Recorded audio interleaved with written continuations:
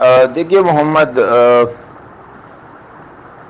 کسی عمل کا کسی کے لیے ایصال کرنا یہ ایک ٹھیک عمل ہے کہ ایک آدمی کوئی عمل کرے اور پھر اللہ سے دعا کرے کہ اللہ اس کا اجر فلاں کو بھی نصیب کر، امید اللہ کی ذات سے کہ اس کو پہنچے۔ لیکن کسی بھی عمل کے لیے کوئی ایسا طریقہ ایجاد کرنا کہ جس کو نیا کہا جا سکے، جو شریعت کی بنیادی قواعد کے خلاف ہو،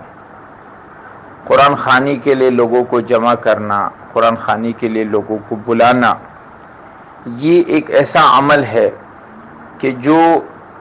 شریعت مطہرہ کے بنیادی اصولوں کے خلاف ہے، کیونکہ کسی بھی عمل کو کسی بھی مخصوص طریقے سے کسی بھی مخصوص وقت میں کرنے کے لیے حکم دینا یہ اللہ اور اس کے رسول کا حق ہے۔ ہم اپنی طرف سے کوئی مخصوص طریقہ ایجاد نہیں کر سکتے۔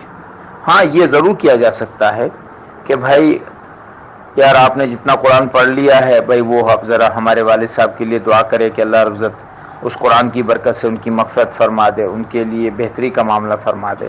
اس حد تک تو ٹھیک ہے، لیکن یہ جو طریقہ کار تم نے لکھا ہے، یہ طریقہ کار بنیادی طور پہ اصول شرع کے خلاف ہے، ٹھیک نہیں ہے۔ جو دوسرا سوال